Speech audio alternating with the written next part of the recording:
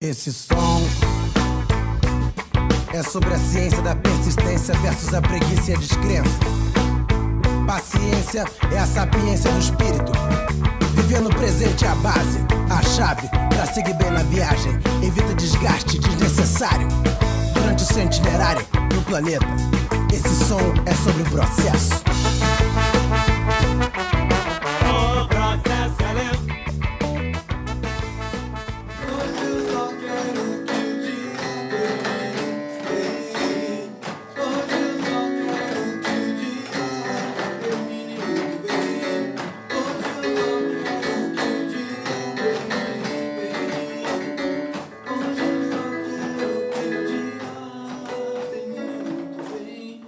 Espelha a tua vida, venda de ilusão. Não fica maluco e morrer da solidão. Precisa ter cuidado para sofrer.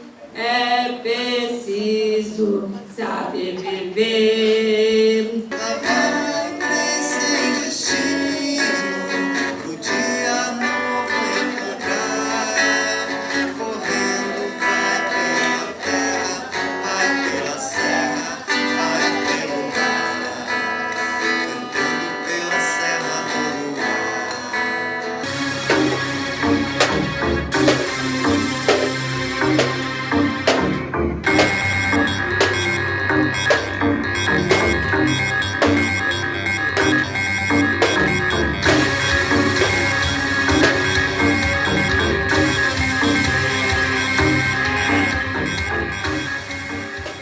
Dentro do teatro oprimido, o trabalho é esse, você poder ver, né, como o oprimido pode se identificar, podendo ser, em alguns momentos, opressor ou oprimido, mas a gente tem esse recorte claro, né, de um teatro do oprimido, não é um teatro que é feito pelos opressores, então é um teatro que é feito pela maioria da população marginalizada, dos trabalhadores, negros e negras, né, das pessoas na favela, como foi colocado aqui na apresentação, onde a gente tem esse trabalho, e dessa metodologia que ela é utilizada nos mais diversos cantos do globo. A gente brinca, né, que foi uma trilogia, a gente trabalha primeiro com branco e preto, depois a gente foi para o extremamente colorido, e agora a gente traz os tons pastéis como uma forma de unir o sofrimento, a alegria, e o ecos é uma busca da gente entender, uma busca, né, gente, onde está o caminho do meio. Eu perguntei para a professora de arte lá, o que vocês veem a arte?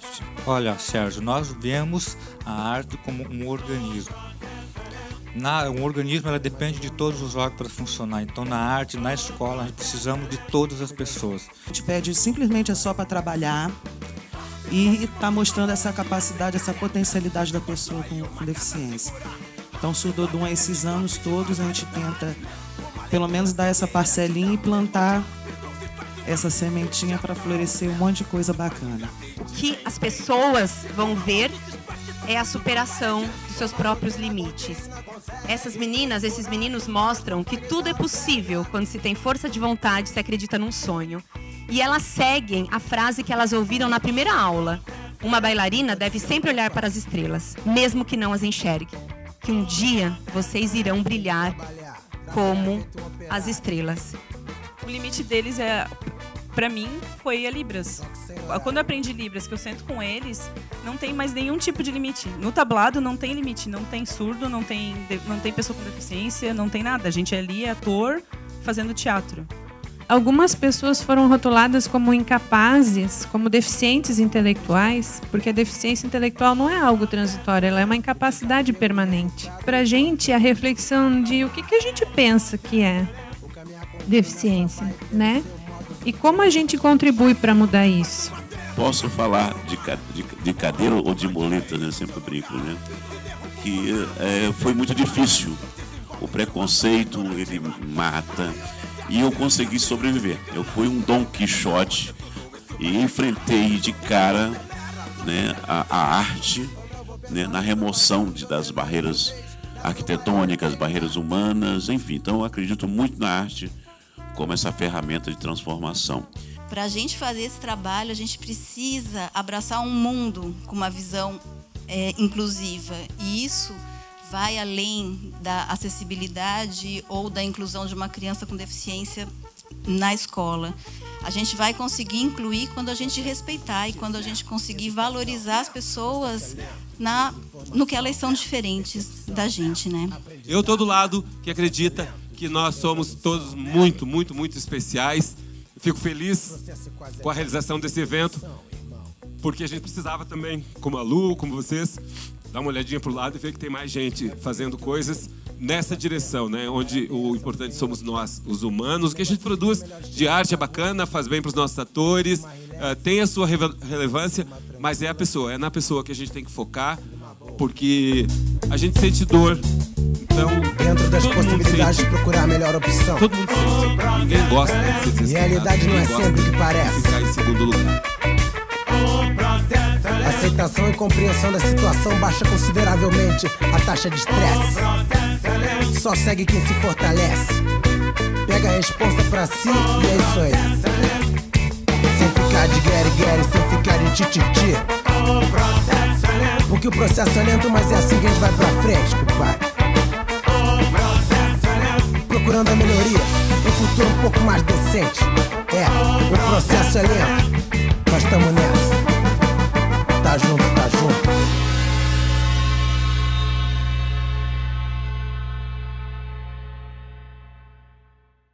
Boa tarde. Eu sou a Viviane.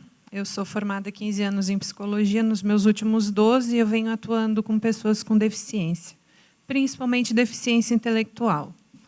O naipe já começou diferente. O naipe começou com a ideia de um dentista 15 anos atrás, que percebia que as pessoas com deficiência tinham muito mais resistência de conseguir atendimento odontológico na época, né? Na rede de atenção básica ou na rede privada, porque eles tinham um estereótipo diferente. Assim como a Bianca enfrentou a dificuldade de inclusão por conta do termo cego, o deficiente tinha dificuldade de atendimento. Então, ele idealizou esse serviço, né? E a gente conta com a equipe médica, a equipe de profissionais da saúde, né? Da parte terapêutica, onde hoje o objetivo é melhorar um pouco a qualidade de vida, proporcionar autonomia e para que as pessoas consigam participação ativa. Então, a minha proposta hoje aqui não é falar muito sobre um caso específico, porque a gente tem, no naipe, a gente teve uma experiência que tem 4 ou 5 anos, mais ou menos, que é o laboratório de teatro. Desde 2012, né, Ira? Já estamos em 5 anos. E eu tive a felicidade de ver todo esse projeto ser construído e avançar. E do laboratório de teatro surgiu o ímpar e surgiu o nosso grupo de teatro com a peça, né? Trabalhando com pessoas com deficiência. Óbvio que quando eu me formei eu não fui preparada para atender pessoas com deficiência, eu fui preparada para atender os casos típicos, né? Não fui preparada para atender um deficiente físico, não fui preparada para atender um deficiente auditivo, não fui ensinada em como eu determino que um deficiente físico que não fala, que tem limitações de movimento, é deficiente intelectual, com base nas avaliações formais da psicologia, né? As que são homologadas e permitidas. Isso ninguém me ensinou. Fui aprendendo porque sempre fui bem metida e fui tentando fazer diferente. E a gente percebe o seguinte, ser deficiente também está em evolução. Quando a Manuela falou que quando ela está com a equipe de Libras, né, com a equipe do teatro dela lá, não é deficiente, né? E eu falei para a Bianca aqui sentada que nós, assistindo o vídeo, estávamos na posição contrária, nós somos os deficientes, né? Se todos soubessem falar Libras, eles não seriam deficientes, né? Assim como muitas outras situações que a gente vivencia. Ser deficiente está quebrando um paradigma. A gente vem de uma constituição histórica, né, onde deficiente era taxado de doente. Era o coitadinho, era o doentinho. Nós temos ainda muitas crianças de 40 anos para os pais, né? Eles eram totalmente incapazes e a gente vem, durante alguns anos, lutando contra esse estigma lá no naipe, né? Na escola, geralmente são aquelas crianças que ficam lá no canto, porque é aquele aluno que tem laudo. Então, agora ele tem um professor que fica do lado dele, dizendo passo a passo o que ele tem que fazer. Mas e a iniciativa? Até onde vai a capacidade dele? né? Algumas pessoas precisam de mais mediação, e aqueles que não precisam. E, com isso, a gente começa a observar como a sociedade percebe um deficiente. Se a gente for pegar um ambiente organizacional, não sei se todos têm a experiência ou a vivência de observar que tipo de vagas são ofertadas para pessoas com deficiência. Quantos deficientes nós temos gerenciando alguma unidade de comércio ou alguma unidade ou algum setor dentro de uma empresa? Quem são os deficientes que as pessoas buscam para trabalhar em suas empresas e quais são os cargos que elas oferecem? Um empacotador numa rede de supermercados? Empurrar carrinho no estacionamento? Né? Ou talvez, no máximo, trabalhar na frente de um computador, se ele tiver uma deficiência física, ou se a deficiência não for muito grande para trabalhar numa linha de produção, e que outras oportunidades eles podem ter? Né? Que dificuldade você teve de mostrar o teu balé? Né? Só porque tinham 4 letras, né? No título. Foi só mudar o título. E aí as pessoas conseguiram quebrar uma barreira e conseguir enxergar como pode ser tão mais bonito, né? Vamos puxar um pouquinho para o esporte? Como é que é o aproveitamento nas Paralimpíadas? E como é que é o nosso aproveitamento nas Olimpíadas? Quem ganha mais título? Quem tem mais patrocínio? Quem se esforça mais? Quem dá mais resultado? Né? E a gente teve a felicidade de, 5 anos atrás, numa visita em um grupo, porque a gente gosta de fazer um pouco diferente do que é o senso comum, então a gente sai com os nossos pacientes para passear no shopping, né? A experiência do shopping foi ótima, né? Foi entrar com um grupo de deficientes intelectuais no shopping e todos os seguranças ficaram. Mas ele vai conseguir subir a escada rolante? Mas não vai precisar de ajuda? Será que ele vai bater em alguém? Foi muito engraçado. E numa dessas vivências, a gente visitou a Casa da Cultura, que quem é de Joinville vai saber, tivemos a grande felicidade de esbarrar com o Robson. Eu não estava lá naquele dia, né, Robson?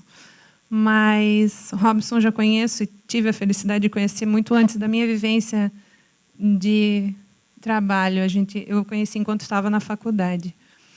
E lá no laboratório, lá naquela visita, surgiu a ideia de criar um laboratório de teatro no naipe.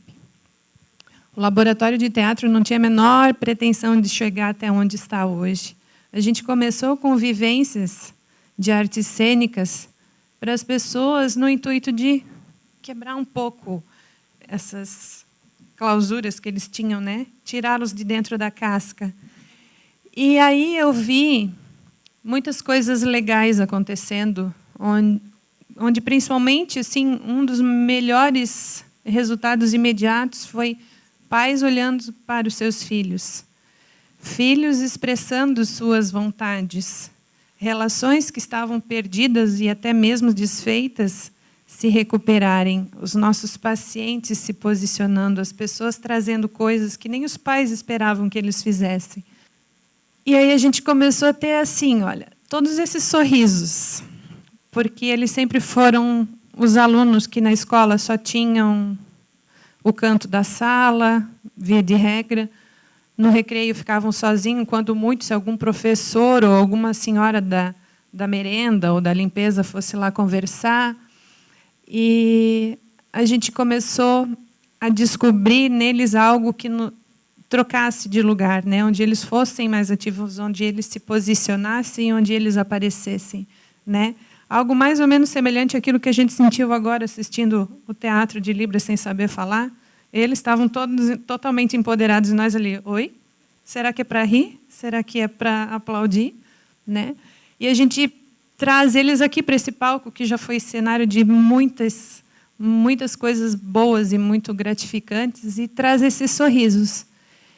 E dali a gente tem uma equipe de profissionais. Né? E aí, Robson, gostou da surpresa?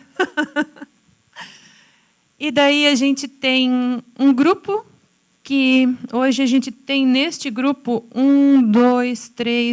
4 pessoas deste grupo eram taxados de deficientes intelectuais e não eram.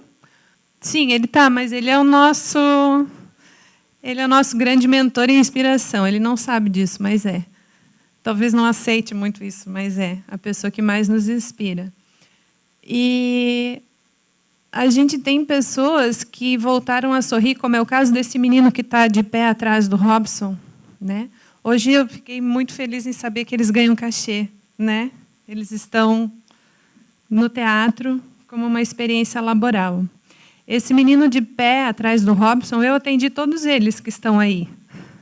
E esse menino que está de pé atrás do Robson foi um dos pacientes que mais me tocou, porque ele tem uma afasia por conta de uma lesão neurológica. Então, a capacidade de articulação da fala dele é muito limitada. Ele consegue falar palavras, mas ele tem muita dificuldade de formar uma frase, de ter uma ideia expressa verbalmente. E eu e a Fono fizemos um projeto, um atendimento com ele, e ele chorava porque ele não conseguia falar. Ele não conseguia transmitir a ideia. E ele estava empurrando o carrinho no mercado ou guardando produtos na prateleira, assim, né? E ele tinha muita vontade de fazer mais. E ele integrou a equipe do teatro e agora ele tá desde Olhares, não, ele foi depois da peça Olhares, né? Depois da peça Olhares, ele entrou e, na última mostra, a gente todo ano tem uma mostra do teatro e do trabalho que a gente faz, que agora está muito bonito, caminhando com o ímpar. E ele estava aqui apresentando, e ele foi um dos atores mais ativos da peça. E, no final da peça, eu subi para vir aqui justamente para parabenizar todos. Mas, quando ele me encontrou, ele disse, você me viu falando, você me viu apresentando? Muito feliz, e aquilo me emocionou muito, assim. E, quando eu olho todo esse grupo e penso que algumas pessoas foram rotuladas como incapazes, como deficientes intelectuais, porque a deficiência intelectual não é algo transitório, ela é uma incapacidade permanente. Eles têm uma limitação mais acentuada de aprendizagem e algumas coisas não vão conseguir fazer como outras pessoas. Mas quando você pega uma pessoa que é taxada como deficiente intelectual porque tem uma restrição e uma dificuldade de interação social, mas não por incapacidade de inteligência, traz para a gente a reflexão de o que a gente pensa que é deficiência, né? E como a gente contribui para mudar isso. Da peça Olhares, de toda essa vivência do teatro, do laboratório, quando a gente começou a se descobrir, né? Só para fechar, surgiu a primeira peça, né, Robson? Que foi chamada de Olhares. Que foi bem dessa questão de você olhar, dos pais conseguirem olhar para os seus filhos, dos pais conseguirem perceber os potenciais e as limitações, e, às vezes, eles foram postos na cena para perceber que a limitação não era só do filho, eles também eram limitados, né? E agora a gente tem outra peça, né, em atuação, que eu acho que a gente vai ver amanhã, certo? Que eu não vou falar muito dela, porque é legal deixar surpresa. Da mensagem que eu tinha para passar, eu queria trazer reflexão, né? Nós temos que cuidar da gente, nós temos que cuidar um pouco do outro, mas eu penso que a gente tem que ensinar o outro a se cuidar também e ter oportunidades para que eles possam mostrar para a gente que podem ficar em segundo lugar numa apresentação de balé com pessoas que não têm deficiência e fazer um trabalho maravilhoso, né? Por enquanto é isso. Muito obrigada.